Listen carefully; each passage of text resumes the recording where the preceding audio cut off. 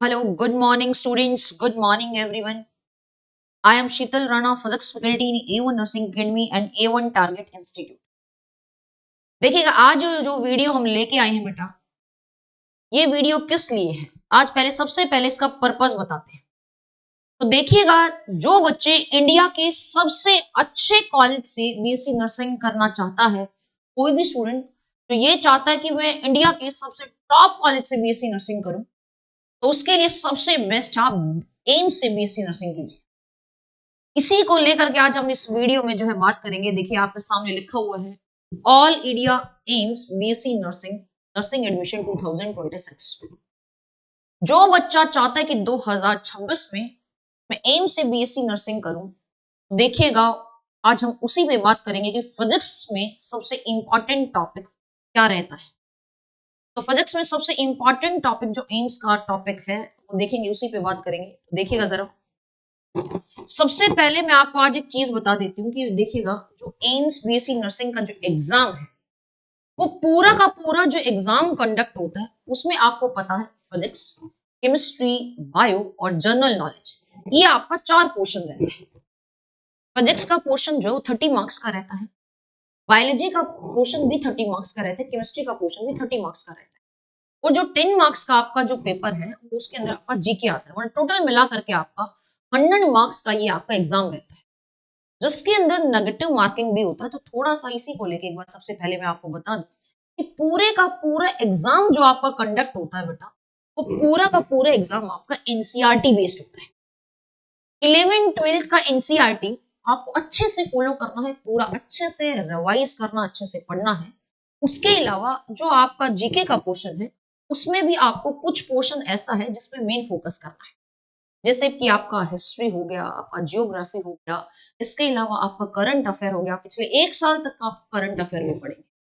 तो टोटल मिला करके पूरे एम्स का प्रिपरेशन कैसा करना है, स्टेप बाय स्टेप बात करते हैं।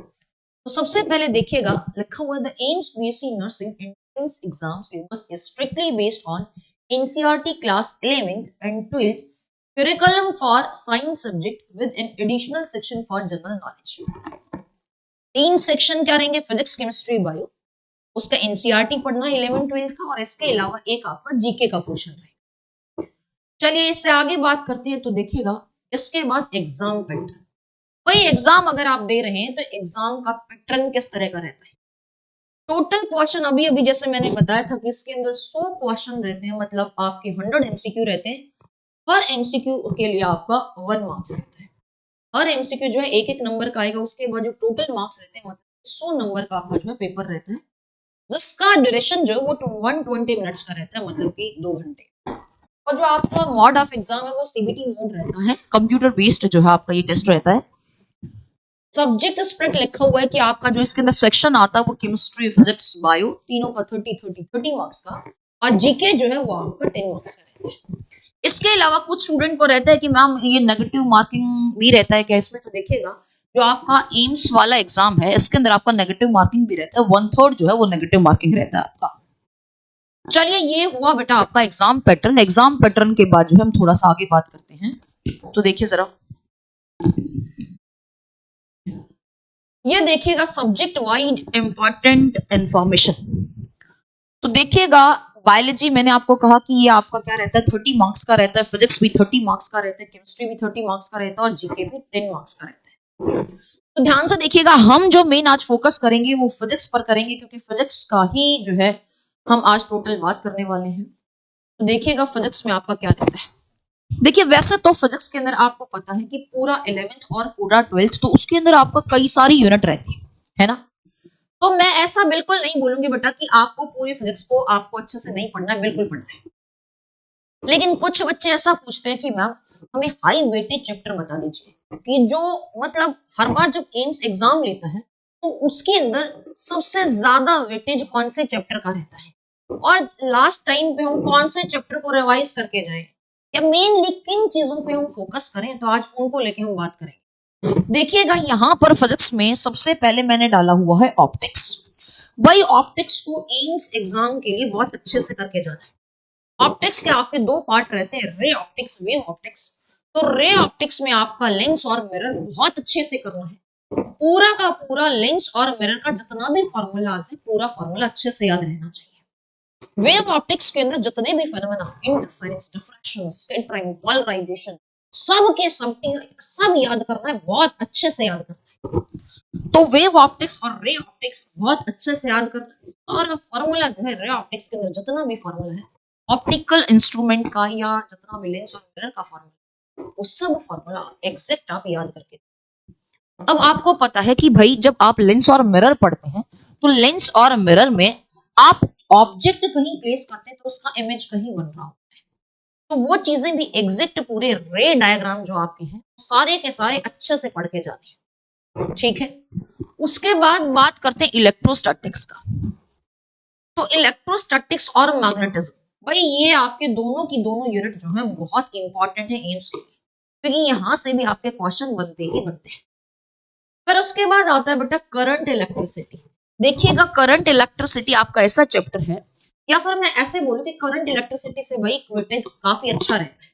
जैसे कि आप ये सुनना, जैसे आप कुछ टॉपिक होते हैं जैसे कि combination of register, combination of capacitor, याद आया ऐसा कुछ, तो वहां से भी आप ये दोनों टॉपिक बहुत अच्छे से करके जाएंगे।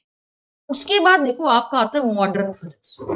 मॉडर्न फिजिक्स में जितना भी मॉडर्न फिजिक्स का आपका पार्ट रहता है, जैसे कि आपका एटम एंड न्यूक्लियस, सेमीकंडक्टर, तो ये सारी चीजें आपको अच्छे से पढ़नी है। देखो ये जो 3 चैप्टर है ना बेटा, ये बहुत अच्छे से करने हैं। एटम एंड न्यूक्लियस और semiconductor, dual nature of radiation and matter, ये जो आपके चैप्टर बताए हैं ये आपको बहुत अच्छे से करने हैं। देखो ये dual nature of radiation and matter, atom and nucleus, और मैंने एक आपको कहा कि सेमीकंडक्टर को बहुत अच्छे से करके जाना। उसके बाद आता है मैग्नेटिक इफेक्ट ऑफ करंट। तो फिजिक्स के देखो ये सारे के सारी पूरी फिजिक्स नहीं है, ध्यान से देखना। 11th और 12th जो पूरी है उसमें से मैंने कुछ हाई वेटेज वाले आपको चैप्टर बताए हैं। फिजिक्स में ऑप्टिक्स, मॉडर्न फिजिक्स, इलेक्ट्रोस्टैटिक्स और मैग्नेटिज्म, इस पे स्पेशली ध्यान देना है। उसके बाद थोड़ा सा और बात कर लेते हैं बेटा फिजिक्स को लेके। तो ध्यान से देखिएगा, अगर आप चाहते हैं कि फिजिक्स में मेरा कम से कम 30 में से 25 प्लस, 30 में से 25 प्लस लेना है, तो कम से कम ये वाले चैप्टर आप बिल्कुल अच्छी तरीके से करके जाना। सारे चैप्टर्स की फॉर्मूला शीट अपने पास रखना, सबका प्रीवियस ईयर लगाना, एमसीक्यू जितना बन सकता है सारा प्रैक्टिस करना। ध्यान से देखिएगा, सब कुछ नहीं है सिर्फ current electricity, electrostatics, electromagnetic induction and alternating current, magnetic effects of current and magnetism, ध्यान से देखिएगा, atom and nucleus, electronic devices, ये आपका सेमीकंडक्टर आ गया, कम्युनिकेशन सिस्टम। देखिएगा जैसे आप 11th 12th करते हैं तो 12th में कुछ बच्चे जो है कम्युनिकेशन सिस्टम को नहीं पढ़ते, लेकिन आपको पढ़ना है। उसके बाद आता है आपका ईएम वेव, फिर आता है आपका ऑप्टिक्स। ऑप्टिक्स में दोनों अच्छे से करनी है, रे ऑप्टिक्स और वेव ऑप्टिक्स दोनों। उसके बाद आता है बेटा डुअल नेचर ऑफ रेडिएशन, जिसमें आप लाइट के बारे में बात करते हैं कि लाइट का जो नेचर है वो डुअल नेचर रहता है। तो ये सारे चैप्टर जो हैं ये आप अच्छे से पढ़ने हैं। 30 मार्क्स अगर आप चाहते हैं कि 30 में से फिजिक्स में 25 प्लस आए, इनका जो है अच्छे से आप रिवीजन करें, अच्छे से प्रैक्टिस करें, तो आपका जो अच्छा स्कोर लेके आएंगे वो ये वाले चैप्टर्स हैं। अब देखिएगा इसके बाद थोड़ा सा और बात कर लेते हैं। कुछ बच्चे कहते हैं बस मैम बहुत ज्यादा मत बताओ, जो मेन टॉपिक जिसमें से सबसे ज्यादा वेटेज रहता है वो बताइए। तो लास्ट टाइम पे जब आप प्रिपरेशन करते हैं, मतलब अभी एक मान लो 1-2 महीना रह गया, तो आप सारा फिजिक्स एक बार निपटा करके उसके बाद जो मेन फोकस करना है, ये देखिए लिखा भी हुआ है, वेरी हाई प्रायोरिटी, सबसे ज्यादा प्रायोरिटी जो एम्स देता है वो इन वाले चैप्टर्स को देता है। करंट इलेक्ट्रिसिटी अभी बताया था, magnetic effect current, EMI and AC, और ये रहेगा dual nature of radiation and matter. इसके अंदर देखो एक आपका फेनोमेना रहता है जिसको आप बोलते हैं फोटो इलेक्ट्रिक, पता है ना, लाइट डलेगी और झट से इलेक्ट्रॉन बाहर निकलेगा, फोटो इलेक्ट्रिक। तो ये देखना, ये इफेक्ट आपको अच्छे से पढ़ना, इसके फॉर्मूले। उसके बाद एटम एंड न्यूक्लियस दोनों को मिला करके हम एक एटम में बोल देते हैं, तो दोनों को अच्छे से पढ़ना, पूरा एटम और पूरा न्यूक्लियस। देखिएगा ये आपको कहीं ना कहीं केमिस्ट्री में भी हेल्प करेगा। उसके बाद आता है सेमीकंडक्टर इलेक्ट्रॉनिक्स। मैंने अभी कहा था आपको, आप पूरा सेमीकंडक्टर अच्छे से पढ़ के जाइएगा, जो कुछ एक फॉर्मूले हैं वो फॉर्मूले आप अच्छे से याद करके जाइए। न्यूमेरिकल भी बनते हैं, सुनना ऐसा नहीं है कि एम्स में न्यूमेरिकल नहीं, एम्स में भर भर के न्यूमेरिकल आता है, लेकिन न्यूमेरिकल ऐसा होता है अगर आपने कंसेप्ट अच्छे से पढ़ा है तो आप क्वेश्चन आराम से निपटा दोगे, ठीक है। चलिएगा, इससे थोड़ा सा और आगे बात कर लेते हैं। देखिए ये ज्यादा प्रायोरिटी वाले जो है आपके टॉपिक्स है। उसके बाद देखना ये जो चैप्टर्स मैंने लिखे हुए हैं ये इससे थोड़ा कम प्रायोरिटी, मतलब देखो वहां वेरी हाई प्रायोरिटी था, हाई प्रायोरिटी पे इलेक्ट्रोस्टैटिक्स, रे ऑप्टिक्स और इलेक्ट्रोमैग्नेटिक्स, ये भी प्रायोरिटी में आते हैं ये चैप्टर भी, लेकिन उससे थोड़ा सा कम। लेकिन ये आपको देखो मैंने जो 9 चैप्टर आपको लिखे वो चैप्टर पूरा अच्छे से निपटा with formula sheet, with previous year, with all MCQ और विद फार्मूला शीट। न्यूमेरिकल भी लगाने हैं, हर जितने भी फार्मूले आपको याद हो उससे जितनी तरह का न्यूमेरिकल बन सकता है, हर टाइप का न्यूमेरिकल आप एक एक लगा के देखें। चलिए उसके बाद देखना प्रिपरेशन टिप्स। भाई बच्चे बोलते हैं कि बता तो दो कैसे प्रिपेयर करें, तो प्रिपरेशन टिप्स में क्या आएगा ध्यान से देखना। Full class 11 12 NCERT all 3 science subject, तीनों साइंस सब्जेक्ट के लिए मैंने कहा है मेन रहता है 11 12 एनसीईआरटी। उसके सारे एमसीक्यू जो है आपको अच्छे से प्रैक्टिस करने हैं। दूसरा प्रैक्टिस एमसीक्यूज प्लस में प्रीवियस ईयर पेपर। मैंने आपको अभी कहा था कि सारे एमसीक्यू लगाने हैं, एनसीईआरटी के सारे एमसीक्यू, साथ में जितना भी प्रीवियस ईयर पेपर है वो सारे क्वेश्चन लगाने। उसके अलावा लिखा हुआ है keep up with current affairs. देखो ये मैंने आपको कहा था जीके के लिए कि देखो वो 10 नंबर भी जिसको रैंक उठाना ना बेटा, उस रैंक उठाने के लिए आपका एक एक नंबर इंपॉर्टेंट। तो जीके के अंदर आपका क्या रहेगा, जीके के वो 10 नंबर भी आपके लिए करंट अफेयर लगभग पिछले 6 महीने का तो करना ही करना है। अगर कोई एक साल का कर सकता है तो उससे बढ़िया कुछ नहीं। चलिए इससे आगे बात करते हैं बेटा लास्ट टाइम एग्जाम स्ट्रेटेजी। भाई एग्जाम अभी आ गया है और एग्जाम में अभी 10 दिन बाकी है। अभी क्या करें, लगभग 10 दिन के अंदर आप ये 3 यूनिट ऐसे ही कर दो बेटा। 3 यूनिट का ही 3 पोर्शन है, मॉडर्न फिजिक्स में तो यूनिट बनेगा। तो देखो एक तो करंट इलेक्ट्रिसिटी लास्ट टाइम पे बहुत अच्छे से पढ़ के जाना, मैग्नेटिज्म और मॉडर्न फिजिक्स पूरा। मॉडर्न फिजिक्स में अभी भी बताया था एटम एंड न्यूक्लियस, सेमीकंडक्टर और इसके अलावा डुअल नेचर ऑफ रेडिएशन। तो ये पोर्शन जो है लास्ट टाइम पे जब आपके 10 दिन रह जाए तो 10 दिन में ये पोर्शन ऐसा कर जाए कि कहीं से कुछ भी पूछ ले भाई 1 मिनट में सारे के सारे न्यूमेरिकल 1 मिनट में करते हैं, टिप्स पे सारे फॉर्मूले याद रहेंगे। उसके बाद चलते हैं थोड़ा सा ये देखिएगा। देखो अब जितने भी स्टूडेंट है बेटा 2026 में जिसको ये है भाई, जिन्होंने ठान रखा है कि 2026 में भाई एम्स से बीएससी नर्सिंग करनी है, मतलब वहां पर मुझे एडमिशन लेना है, तो जिसने अपना टारगेट फिक्स कर लिया है उन बच्चों के लिए A1 target institute plus A1 nursing academy. यहाँ पर हमने ऑनलाइन और ऑफलाइन दोनों मोड से हमने बैच जो है वो अपना स्टार्ट कर रखा है। तो जो स्टूडेंट ऑनलाइन मोड से या ऑफलाइन मोड से किसी भी मोड से अगर आप कोचिंग लेना चाहते हैं तो A1 target institute plus A1 nursing academy दोनों में जो है बैच आपके स्टार्ट हो रखे हैं। तो देखिएगा इसमें एक इंपॉर्टेंट बैच है जिसका नाम है सुपर 50 बैच। देखिएगा सुपर 50 बैच मतलब कि सुपर 50 स्टूडेंट्स, वो स्टूडेंट्स जो ये ठान चुके हैं कि भाई 2026 के अंदर सिलेक्शन लेना है तो लेना, बोलते हैं ना करो या मरो, वो वाली सिचुएशन है उन स्टूडेंट्स के साथ। तो इस बैच के अंदर देखो क्या क्या फैसिलिटीज है। आपको ऑनलाइन ऑफलाइन किसी भी मोड से आपको जो है बैच मिलेगा, साथ में आपको नोट्स प्रोवाइड होंगे, साथ में आपको प्रैक्टिस के लिए असाइनमेंट दिया जाता है। जैसे मान लो मैंने फिजिक्स का कोई यूनिट करवाया, जैसे मान लो मैंने अभी अभी मैकेनिक्स करवाया जिसमें से मैंने काइनेमेटिक्स पूरा करवाया, तो मैं काइनेमेटिक्स का साथ में जैसे ही यूनिट पूरा होता है उसका असाइनमेंट दूंगी। असाइनमेंट में क्या रहता है, पूरा क्वेश्चन प्रैक्टिस रहता है, बच्चे भर भर के क्वेश्चन प्रैक्टिस करते हैं। क्वेश्चन प्रैक्टिस के बाद डाउट भी आते हैं बच्चों के, तो उसके लिए डाउट सेशन भी रखा हुआ है। पीवाईक्यू सेशन आपका चलता है, प्रीवियस ईयर भाई करवाया ही करवाया जाता है। क्लास का जो भी कभी भी जो भी यूनिट होता है उसके अंदर प्रीवियस ईयर बताया जाता है कि इस ईयर में ये वाला क्वेश्चन आपका आया था, प्रीवियस ईयर क्वेश्चन जो आपको प्रैक्टिस करवाया जाता है।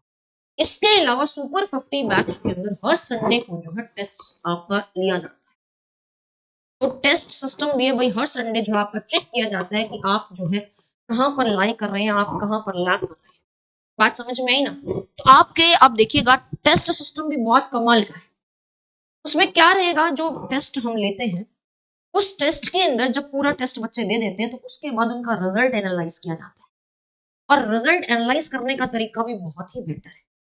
कौन सा ऐसा क्वेश्चन है जो ज्यादातर स्टूडेंट ने अटेम्प्ट नहीं किया है, उस क्वेश्चन पे मेनली टीचर फोकस करता है कि कौन कौन से ऐसे क्वेश्चन हैं जो ज्यादातर बच्चे अटेम्प्ट नहीं कर पा रहे।